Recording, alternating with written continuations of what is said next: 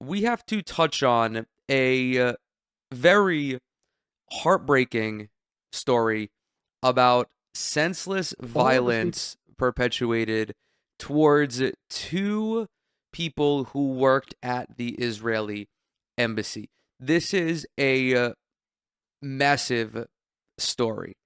A couple days ago, two Israeli embassy workers were gunned down by Elias Rodriguez just for them being Israeli um, diplomats or working for the Israeli embassy. Before we get into anything surrounding the reporting of this story and surrounding the reaction and the response to this tragedy, please know that this is just that. This is an unjustifiable tragedy. This is tremendously heartbreaking. This senseless act of violence is completely uncalled for. And anybody who chooses not to condemn these actions is, in my estimation, an unserious individual. The perpetrator of this crime acted on the acted because of the ongoing genocide in Gaza. He did this as a violent protest for the Palestinians who are being eradicated by the Israeli government. I do not condone these actions. I want to make that abundantly clear. I do not condone violence in any way, shape, or form, especially violence committed towards innocent bystanders and actors who have no impact on what is going on. The response to this story has been highly politicized, both from the right wing pro Israel crowd and also, of course, from people on the left side of the political spectrum.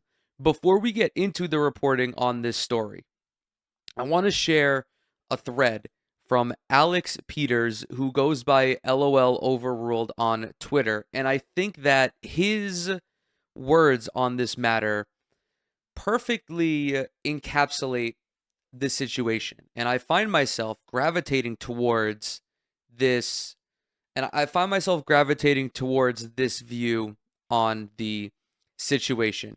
He begins, violence begets violence. Palestinians have been getting massacred in an ongoing genocide for the last 18 months. Two diplomats for Israel, one German born and one Christian, are assassinated, clearly for political reasons, whether you agree or not. This is not anti Semitism. Israel makes the world an unsafe place for Jewish people, not simply because of their decades of countless war crimes and crimes against humanity, but because Zionism itself is aimed to conflate Jewishness with a fascist ethnostate. It may be the case that these people were actively trying to find a solution for peace, which is very sad. But just like the indiscriminate killing in Gaza, where 80% of fatalities since March, as reported by the IDF itself, are civilian, this is an inevitable result of mass violence. I will not stand here and say nothing when every media outlet and politician calls us anti Semitic and tries to distract from the very serious and underlying reality here. Shame on you, charlatans and cowards. Every time that I talk about the genocide ongoing in Gaza and the ethnic cleansing of the Palestinians that is perpetuated by Israel and Benjamin Netanyahu, I try to make it as cut and dry as possible. Judaism and Zionism are in no way, shape, or form the same thing. They are not the same religion. They are not the same ideology. They are two separate they are two separate entities. Judaism is a religion, Zionism is a political theory or a political movement that is founded on the displacement and the eradication of the indigenous Palestinians from their homeland. Jewish people who live outside of Israel find themselves being anti Zionist because Zionism is at direct odds with the Jewish religion. Israel has tried to blur the lines between these two. Israel, by way of their own messaging and by way of institutions like APAC buying off American elected leaders, have very successfully conflated these two, which is a tremendously dangerous thing. It is so reckless to conflate Judaism and Zionism, because people see what is happening in Gaza, and all of these decades of conflating these two leads people to believe that this is Judaism doing this, which it is not. Benjamin Netanyahu, Itamar Ben-Gvir, Bezalel Smotrich, all of the folks within the IDF and all of the people within Israel that support this genocide are Zionists.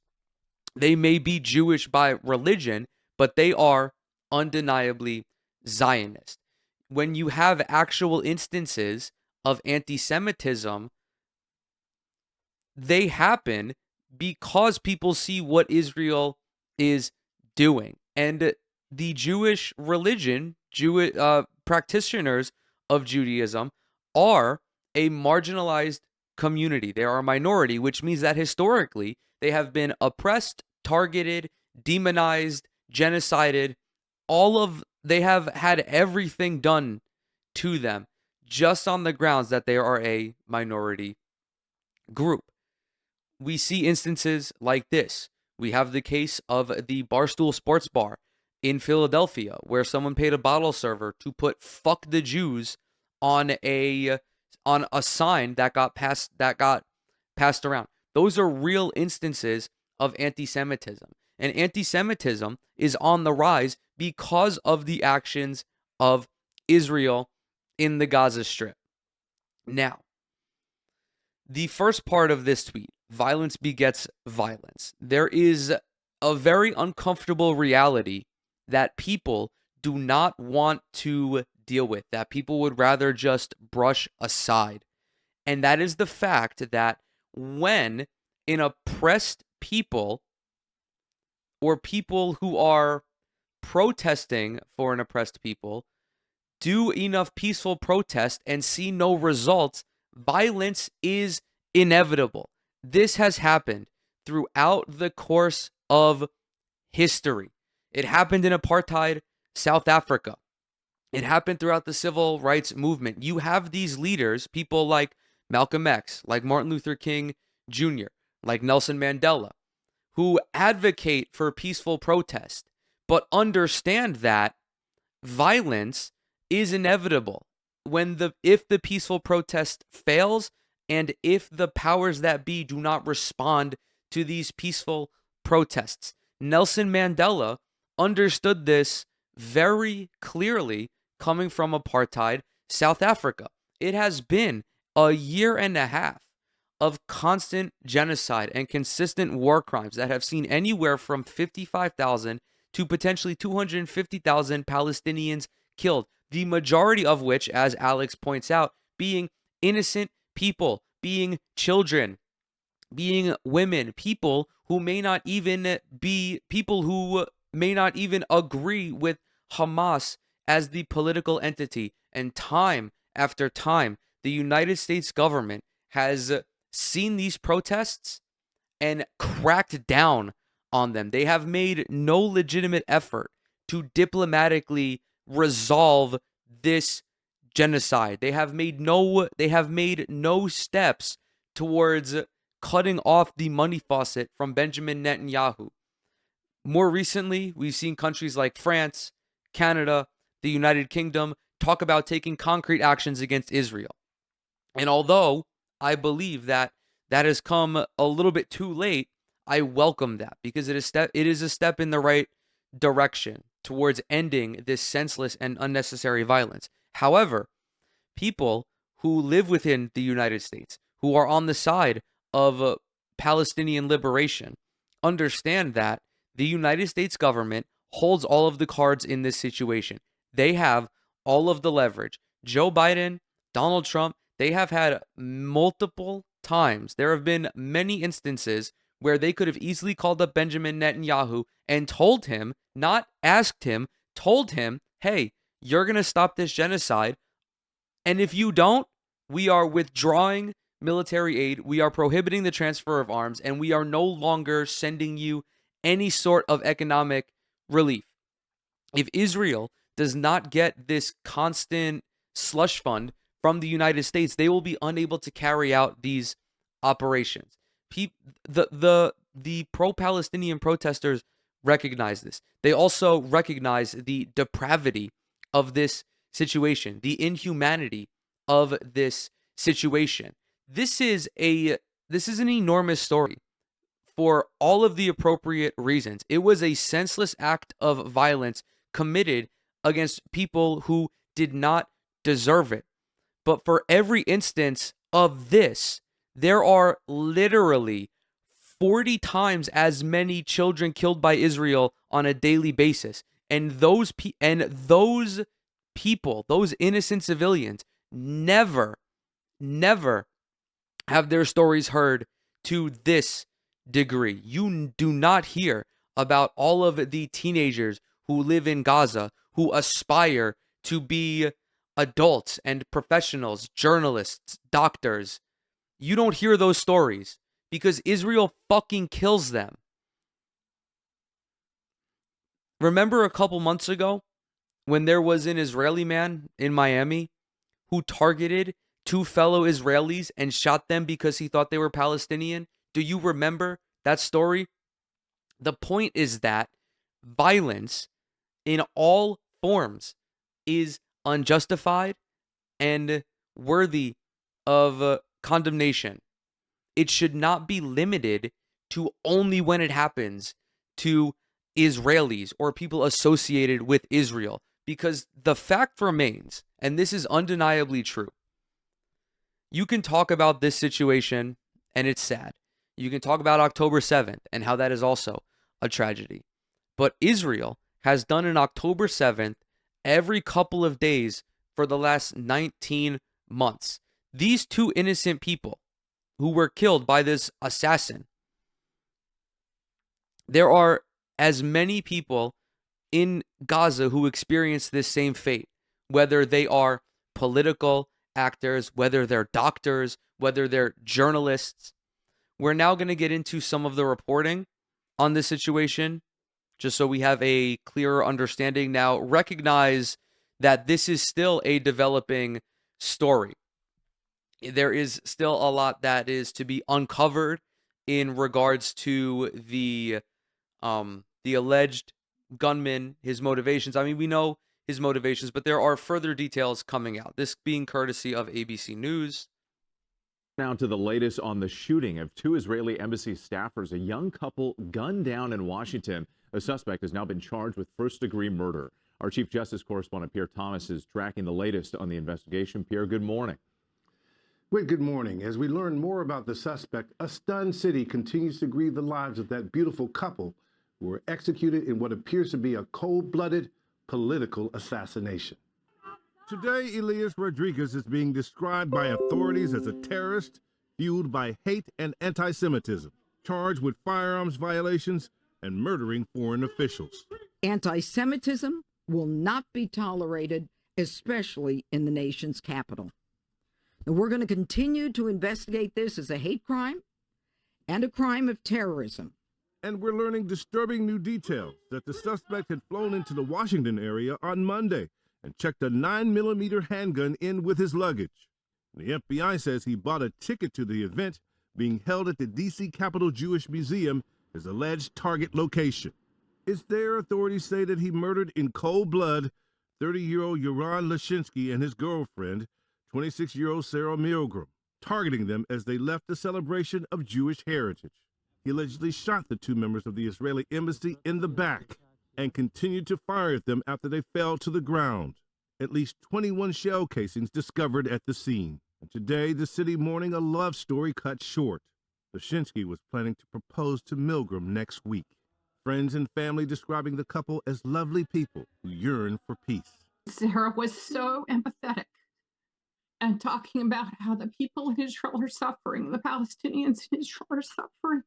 She was an incredible person, and she'll be really missed. Yaron was the kind of guy that would have conversations with anybody about anything. I will forever think of him as a diplomat on par and a peacemaker at heart. On Thursday, the FBI was at the suspect's Chicago home, continuing its international investigation, looking for any signs of co-conspirators. With the city still reeling, the police chief says she has increased security at schools and Jewish community centers. You're also seeing that kind of security across the nation as a result of this truly heartbreaking and cruel story. Michael? And that it is, Pierre. Heartbreaking and cruel, as you said. Thank you for that.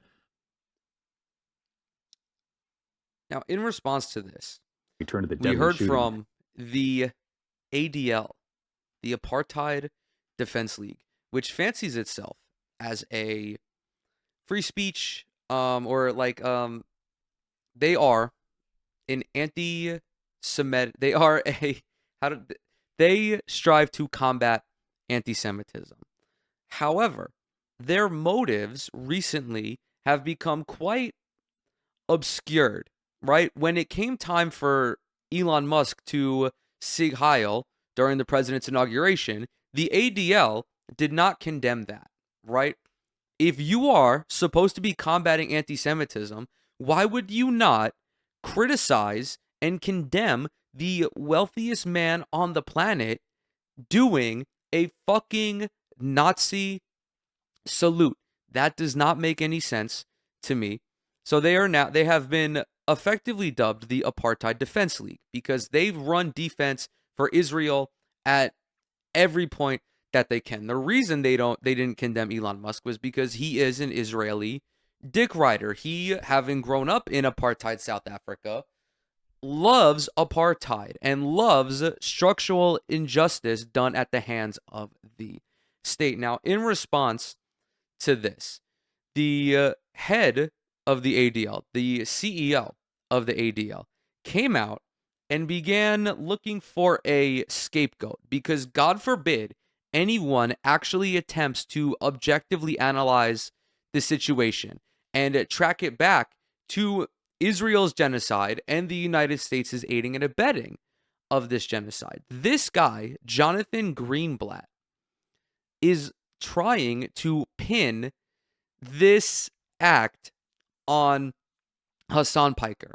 Why is that? Well, because Hassan has a massive platform. He is probably the most recognizable face in online political discourse, particularly from the Palestinian Liberation Front. He is, as many left-wing commentators are, highly critical of Israel and the genocide that they're committing. Now, why is this dangerous? Why is it dangerous, do you think, to scapegoat somebody who is entirely disconnected from the situation? Somebody who is criticizing Israel appropriately. Like, at this point, dude, if you're still running defense for Israel, you are a Zionist. You are a liberal Zionist, a Christian Zionist. I don't understand how anybody who wants to be on the right side of history and anyone who has a moral conscience can witness the depravity that we are living through, that they are broadcasting, and not condemn it. We've seen there's I don't know if it's like a quote or something that's going around, but people didn't speak out against the Holocaust because they didn't know until after. The depraved and inhumane events that happened throughout the Holocaust were not reported in real time. They were not effectively live streamed. You have a full display of information in front of you that you can consume. Israel only now is allowing aid into Gaza, but it is not enough. It is not enough to prevent 14,000 children from experiencing severe starvation and dying because of that starvation. We are going to listen to Jonathan Greenblatt's unhinged commentary on this that is just like totally beyond reckless. But all of us need to call it out. I'm thinking about the New York Times doing a gauzy profile a few weeks ago of this gamer, Hassan Piker, who regularly employs awful genocidal rhetoric against Jewish people in the Jewish state. Like, extremists should not be empowered. People who spout prejudice should not be platformed. This is a moment when we need to look ourselves in the mirror and say, we've got to stop this because the consequences are deadly. This is just a smear campaign. There are numerous things wrong with this angle. The first being Hassan is not a gamer, right? He is a he does political commentary. He is a well-informed, highly intelligent individual when it comes to foreign affairs, particularly in the Middle East. Perhaps I'm a little bit biased because I am a fan of his. I think that he does incredible work. But beyond that, I think that his critique of the situation is fair. When I see other left-wing commentators critique the situation, I believe it is fair for them as well. There is no bias here. Unfortunately, history has a liberal bias. It has a left-wing bias. It has a bias against those who commit atrocities and those who oppress marginalized people. Hassan and various other left-wing creators who cover this do a terrific job at highlighting that, but they also consistently advocate against the rising anti-Semitism that we are experiencing in the United States by way of people like Candace Owens, who routinely talk to big-time racists and big-time anti-Semites, as well as other people within like the manosphere. I'm thinking of someone like Jake Shields, the former UFC fighter, who did an interview with goddamn David Duke and failed to acknowledge that, and like jokingly said that he is a highly controversial figure. It's so reckless. I keep harping on the conflation of Zionism and Judaism. It's beyond dangerous. You have Democrats in Congress who voted against criminalizing, or who voted against that very conflation, because they recognize that it is just a horrible precedent to set, and that it's also not comparable. Again, I'm a fucking broken record here. Judaism is a religion. Zionism is a political movement. Jewish people deserve a place that they can call home, but not if that place is Israel, and not if that place is committing a genocide and has been an apartheid state for 70 years. People have a right to exist. States and countries do not. Hassan, of course, did respond to this unsurprisingly. He said, Where is it? Sorry, guys, I should have had it ready. He said, Israel is an apartheid state doing a live stream genocide. I think it's wrong and dangerous to conflate these heinous actions with Jews. The Apartheid Defense League doesn't, because they think they can improve Israel standing by silencing critics. It won't change the truth. Now, what is the truth at this point? If you've ever worked like in customer service, you will have heard the phrase, the customer's perception is their reality. That is very much true with just it being a human being in general. What you perceive as your reality is your reality. You cannot change someone's reality until you change someone's perception. When it comes to Israel, over the last couple of months, we have seen a shift in public opinion. People are almost like 50-50 on not only an unfavorable view of Israel, but on a favorable view of Hamas, a designated terrorist organization by the United States. Why is that? Why are people like, if let's say you're a bystander and you're like, why are people empathizing and sympathizing with a terrorist group, which they are not? They are an armed resistance group. And it's because if you ask someone very simply, if there was a country who spent the last couple of decades killing your family and blowing up your house on a regular basis, would you pick up arms against that country? If they killed your parents, if they killed your siblings, if they killed all your aunts, uncles, and grandparents, most people, even if they aren't, like, even if they're just regular people, are going to say, yeah, I would probably join whatever resistance group. Violence begets violence.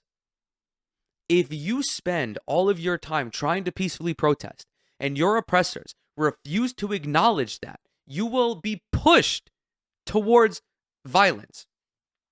People have an unfavorable view of Israel because what Israel is doing to Palestinians in Gaza is unimaginably cruel.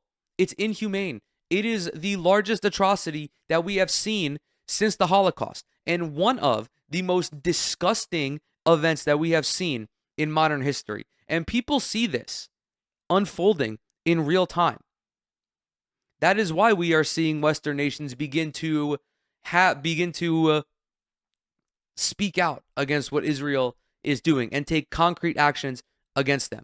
We talked about the starvation story in Gaza a couple days ago. NBC is posting pictures of dead children in their articles. People will see dead children and immediately think that whoever is killing those children are bad people. Israel has killed more children than the fucking United States did in Iraq. The United States, the premier terrorist organization of this millennium, is being out terrored by Israel. People are simply waking up to what is happening. They don't believe that their tax dollars should be used to fund this genocide. That is why I'm expecting the ADL to continue to try to run cover for Israel, but ultimately, I don't think I think it's going to be a fruitless endeavor. You have Bernie Sanders, who is introducing legislation in the Senate to block the transfer of arms to Israel. I understand that Bernie is not far enough on this issue. His messaging on this issue is not up to par where I would like it to be. But he is at least taking steps to prevent this ongoing catastrophe.